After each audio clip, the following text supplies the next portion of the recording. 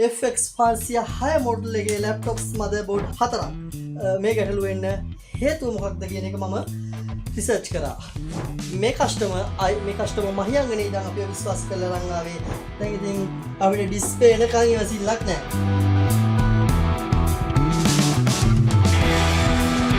අයිබෝන් අපි ශ්‍රී ලංකාවේ ලැප්ටොප් අලුත් වැඩියාවේ විශ්වාසනීය නාමය CE ලැප්ටොප් රිපෙයාරින් සෙන්ටර්. මේ තියෙන්නේ FX 506 මොඩල් එකේ ලැප්ටොප්ස් මදර්බෝඩ් 4ක්. මේ හතරෙම තියෙන්නේ එකම ගැටලුව. මෙන්න මෙතනින් ප්‍රොසෙසර් එක, මෙතන තියෙනවා PCH එක, මෙතන තියෙනවා ප්‍රොසෙසර් එක. ඒ දෙක අතර data communication වන මෙන්න මේ පාත් ටික හරහා 19 වෝල්ට් එක බර්න් වෙලා මෙතන චූටි බර්න් මාක් එකක් එනවා. ඒ බර්න් මාක් එක ආපුවම මේ බෝඩ් එකේ PCH එකත් යනවා, ප්‍රොසෙසර් එකත් යනවා. මෙතන ඔයාලා හොඳට බලන්න බර්න් වෙලා තියෙන තැන. මේ බෝඩ් එකෙත් හරියටම මෙතන බර්න් වෙලා. මේ බෝඩ් එකෙත් මෙතන බර්න් වෙලා. මේ බෝඩ් එකෙත් මෙතන බර්න් වෙලා. මම මේ බෝඩ් එකේ ප්‍රොසෙසර් එකයි PCH එකයි ගලවලා චෙක් කරා. මේකේ ප්‍රොසෙසර් PCH දෙකම යන්න හේතුව 19 වෝල්ට් එක මේ data line එකට පයින් එක. ඉතින් මේ මදර්බෝඩ් එක මේ ගැටලුව වෙන්න හේතුව මොකක්ද කියන එක මම රිසර්ච් කරා. මේ බෝඩ් එකේ හරියටම මේ ෆෑන් එකේ මෙන්න මෙතන තියෙන මේ කෑල්ල මෙතනට සෙට් වෙනවා. මේකේ සිද්ධ වෙන ভাইබ්‍රේෂන් එකක් නිසා තමයි කාලයත් එක්ක හරියටම මාස 11ක් 12ක් වගේ ගියාට පස්සේ මේ බෝඩ් එකේ බර්න් එක ඇවිල්ලා හදන්න බැරි වෙන විදිහට මේ බෝඩ් එක ඩැමේජ් වෙනවා. බලන්නකො මේ බර්න් එක යන තැන හැම බෝඩ් එකකම හරියටම මේ ෆෑන් එකේ මෙන්න මේ ධාරේ සෙට් වෙන තැනින් තමයි මේ බර්න් එක යන්නේ. එතකොට මේ ප්‍රශ්නේ ආවට පස්සේ මොකද්ද කියන සොලියුෂන් එක? මම මේක ප්‍රොසෙසර් එකත් රිප්ලේස් කරා. මේක බෝඩ් එකක්. මේකට මම i5 11 Gen H ප්‍රොසෙසර් එකක් ගෙනල්ලා PCH එකක් ගෙනල්ලා ඒ දෙකම රිප්ලේස් කරලා පාත් එක හැදුවා. මේ බෝඩ් එක නම් ගොඩ දා ගන්න පුළුවන් වෙයි. නමුත් අපිට යන මුදලත් එක්ක ඇත්තටම බෝඩ් එකක් රිප්ලේස් කරන එක ලාභදායී. දැන් මම ඔයාලට කියන්න හදන්නේ කොහොමද මේකේ බෝඩ් රිප්ලේස්මන්ට් එකක් වෙන්නේ කියන එක. අපි ගාව තියෙනවා මේ ලැප් එකට අදාළ i9 11 Gen H ප්‍රොසෙසර් එකක් කියන brand new motherboard. ලක්ෂ එකමාරක් වගේ මුදලකට ඔයාලට brand new motherboard එක දැන් CE laptop repair center Mawanella වෙතින් අලුත් මාරු කරගැනීමේ හැකියාව තියෙනවා. ඔයාලට board replacement එකකට යනකොට බය හිතෙන්න පුළුවන්. නැවතත් මේ ප්‍රශ්නේ මේ විදිහටම අලුතෙන් දාන board එකටත් එයිද කියන එක. කිසිම දෙයකට බය වෙන්න එපා. අපි අලුත් board එකකට මේ ලෙඩේ නැති වෙන විදිහට මෙතන පොඩි modification එකක් කරලා තමයි ඔයාලට board replacement එක කරලා දෙන්නේ. ඉතින් Mawanella CE laptop repair center ආයතනයෙන් නම් බෝඩ් එක රිප්ලේස් කරගන්නේ ඔයාලට කිසිම ප්‍රශ්නයක් නැහැ. අලුතෙන් දාන බෝඩ් එකට මේ ඉෂුව එක එන්නේ නැහැ. ඒ වගේම මේ කස්ටමර් මහියංගනේ ඉඳන් අපිව විශ්වාස කරලා අරන් ආවේ. එයාගේ තිබුණේ i5 11 Gen H බෝඩ් එකක්. එයාට අපි රිප්ලේස් කරලා දෙන්නේ i9 11 Gen H ප්‍රොසෙසර් එකක් කියන RTX කාඩ් එකක් කියන gaming brand new motherboard එකක්. ඉතින් අපි බලමු මේ මදර්බෝඩ් එක රිප්ලේස් කරලා ලැප් එක ඔන් කරලා ඊළඟ කතන්දරේ තමයි මේ බෝඩ් එක ඇත්තම මේ මහියංගනේ කස්ටමර්ට නම් ගොඩක් කල් ගියා බෝඩ් එක ගෙන්නන්නේ මල්ලිට. මොකද මට නම් මතක නැහැ මල්ලිගේ නම රසිදු හරි මොකක් හරි නමක් එන්නේ.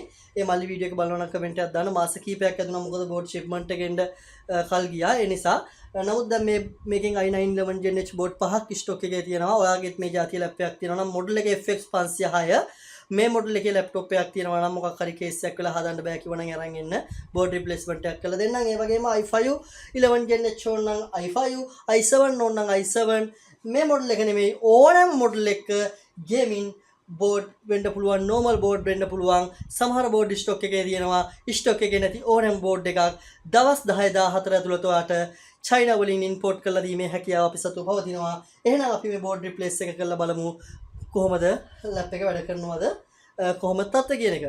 මේකේ දෙයක් කියන්නම් බෝඩ් එක රිප්ලේස් කරන්න කලින් අපි මේකට Arctic MX6 thermal paste එක ඒ වගේම මේකට එන original thermal putty එක මෙන්න මේකේ තව අපි තියනවා දැන් මේකේ අන්තිම හරියන්නේ මේක රිප්ලේස් කිරීම සිද්ධ වෙනවා. normal මේ thermal paste thermal putty නෙමෙයි දාන්නේ බෝඩ් එකේ original විදිහටම වැඩේ කරනවා. ටක් ගාලා බෝඩ් රිප්ලේස්මන්ට් එක කරලා වීඩියෝ එකෙන් එන්නම්.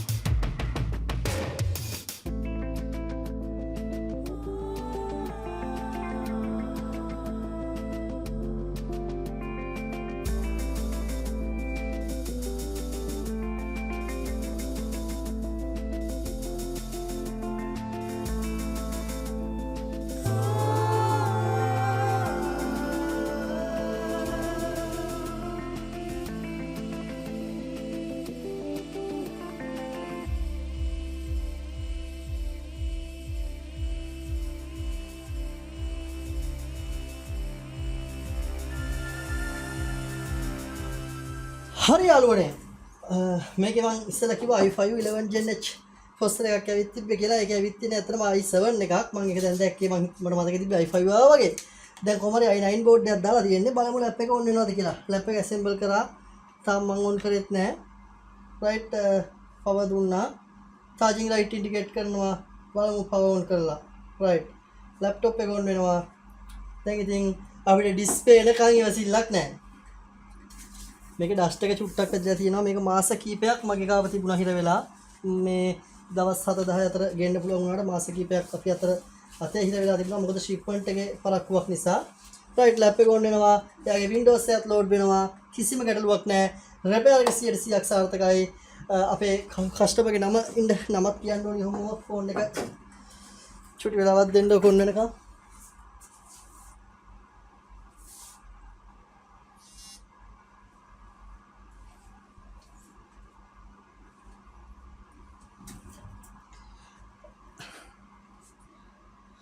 අපේ මේ ඉන්නේ රිසිනු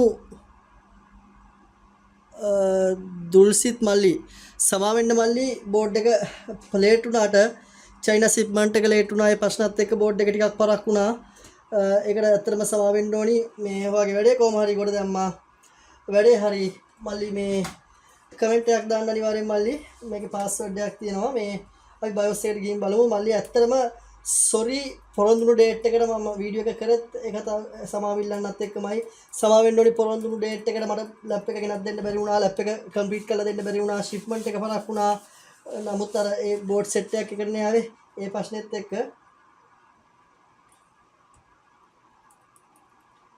නමුත් ඉස්සරහට දාන ෂිප්මන්ට් වල හැම පරක්කුවක් වෙන්නේ නැහැ. දැන් දවස් 10-14 අතර සියලු බෝඩ් ටික ඉම්පෝට් කරගන්න පුළුවන්. අපේ ඒ ඉම්පෝට් කරන එක පිළිබඳව තිබ්බ ගැටලු ටික දැන් निराකරණය වෙලා තියෙන්නේ. බලමු F2 F10 වෙන්න ඕනේ මේකේ BIOS key එක.